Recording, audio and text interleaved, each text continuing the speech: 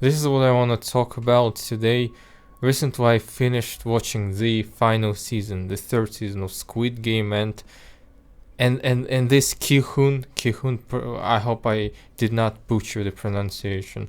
So this Kihun's quote that humans are not horses, it really became my favorite quote from the show, and I began really thinking about the system that we're living in, thinking about money and stuff, and this quote, humans are not horses, really stuck with me. And this video is not really an opinion or review about the Squid Game season 3. If you ask my opinion, I would not agree with the majority, and I think this is a great season and the great finale for the show with great symbolism. You know, Ki-hoon sacrifices himself at the end to save the baby, while all the other people are ready to tear each other apart, so limb by limb, murder each other mercilessly just to, get to the final prize, the money. And a lot of people are not even satisfied with money that they're given, they're ready to kill more just to get more money. And Ki-hoon, I really hope I'm not butchering pronunciation here. And Ki-hoon just selflessly sacrifices himself. He could easily take the baby and just throw it. It was really easy. It was not his baby. The baby's own father was really ready to sacrifice the child to get out alive and with money. And this was not even Ki-hoon's baby. It was baby by a random woman that he met just 5-6 days ago, whenever those games started. But he sacrificed himself just to give a chance to a child and showed that humans are just so much more. They're not just horses. So I really loved the ending, and you know where this quote came from.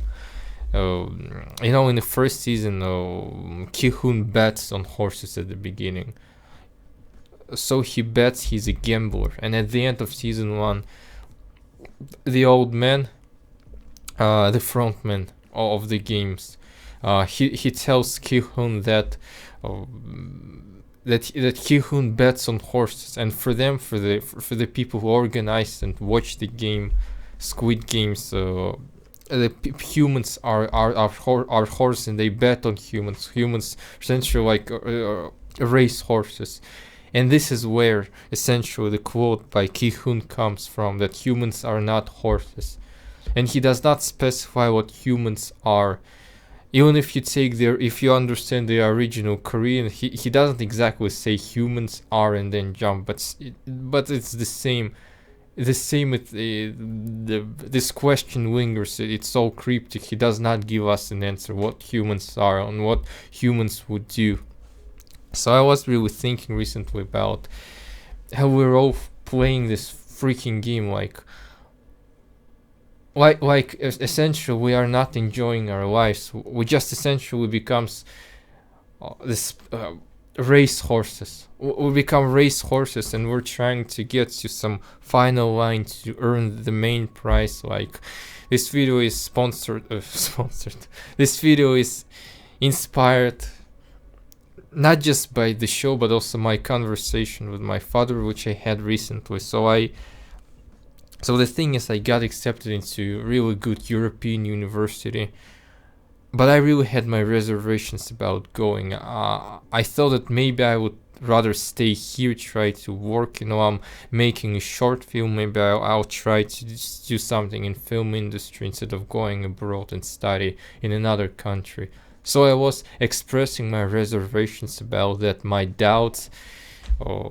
And my father, he just told me that I cannot not go, and I cannot drop out. Once I got accepted into this good university, I really need to finish it. I really need to get a diploma, degree, and then find a good job. That's the essential part. Not just getting a degree, not just enjoying study or another city, but also finding a great, well-paying job. That's the absolute necessity, to find a job and to make money. And I realized that he probably thinks of me as I'm some kind of racehorse that he can make money off me, and I immediately remember the quote that the Ki-hoon said, that humans are not horses. And essentially, this is just. Honestly, I don't have any script or anything for this video. I'm just expressing my thoughts and my frustration with anything that's going on. A lot of people will say that this is capitalism's fault, while the pursuit of money in all costs is indeed the fault of unregulated capitalism, because we live in a society that still experiences scarcity. But it's not just capitalism, it's more about the system of hierarchy that the society lives in. Because we are living in a system of hierarchy where there is the higher class that possesses everything. Then there is the lower class. I don't really think in terms of lower class or middle class. Both lower and middle class are essentially just lower class. It just possesses the crumbles that the upper class does not possess. It doesn't matter what system you're living in, monarchy or theocracy or capitalism. Even a socialist system will not really help, because it's about the inherent human system, this inherent caste class system that human society created and in which we're used to living. But the money thing is, yes, it's capitalism, but capitalism is not really the inherent culprit here. It's the system in general that is the culprit. Speaking about capitalism, unregulated capitalism is of course absolutely terrible, because we live in a closed, finite system, and the resources, as Thanos once put it, not the Thanos from Squid Game, the Thanos with Infinity Stones. He once put it this way: the universe is finite and the resources are finite. And while I cannot confirm that the universe is finite, the Earth resources are indeed finite. So this is a closed, finite system, alright, with a finite amount of resources, and whenever one person becomes richer, the other person inevitably becomes poorer, because, well, there has to be balance. When there are two people and 100 carrots, it's logical that two people would have 50 carrots each. But when one person grabs 51st carrot, that means another person, the second person, loses 1 carrot. So when one person possesses 99 carrots, the second person can only possess 1 carrot, and this really explains the unregulated capitalism and billionaires who essentially possess a lot of resources and money and everything, while the rest of us just have nothing. Because, well, as I use the example, I think pretty good example with carrots. They have 99 carrots and we have just 1 carrot. And the thing is that we're not protesting, we're not trying to overthrow the system, because we're convinced that we have a shot. We're convinced that the ultimate goal of human happiness, it's not the life of satisfaction, it's not good food, good house or anything. It's the position, it's money, it's the ultimate goal. If you are in this lower class, your ultimate goal is get to the higher class with them who are on top, who are the members of the higher class, basic classism. But in capitalism, this classism is based on money. There isn't really a classic classism in modern capitalism. It's all based on money, but the amount of wealth you possess, it determines your position in the society. So basically creates classes, like in classic feudalism or monarchy or theocracy. In its heart, all these systems are the same. So we're convinced that our ultimate goal is to get to the upper class, and moreover, that's not even the worst thing. We're convinced that we actually have a shot. Well, 99.99% of people do not have a shot to become rich or famous, to get into that upper class. But what we still believe that there is 0.01 chance that we can get to the higher class, and that's why we do not uprise, we do not protest against that, because we don't want to overthrow the system that we think might benefit us. But of course, that's a lie. As I said, the vast majority of people will never benefit of that. The vast majority of people actually,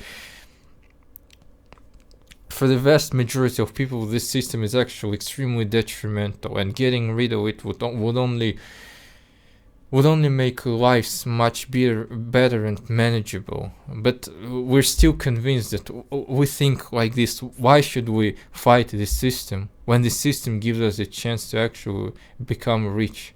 So we live in this dream of becoming rich, of becoming famous, and we essentially become racehorses. We turn our children, our friends, everything into racehorses. We essentially race our kids. We invest lots of money in our kids, send them to college, to university, so that they could find a job and make money and take you as a parent to the top with them. That's what most parents are hoping for when they invest money in their children. They're not investing in their children's happiness or even satisfaction with life, but they're investing in this slim chance into getting rich. So our lives, from just enjoying our lives, it all becomes into endless race and pursuit for money, more and more money.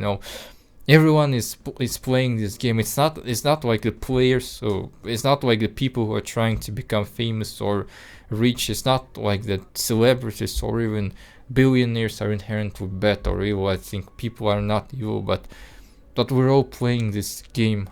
It's essentially like Squid Game. The people who kill, in Squid Game, they're not evil, they're not murderers. Most of them do not enjoy killing other people, but they have no other choice. If they do not kill, do not advance to the next game, then they get killed themselves. Oh, this is the rule of the game, and we live in the same game essentially, albeit it's more subtle. Albeit we don't just go out on streets and murder each other to get money. It is all more subtle, but in its heart the system is the same. And this is, I think, it's the biggest societal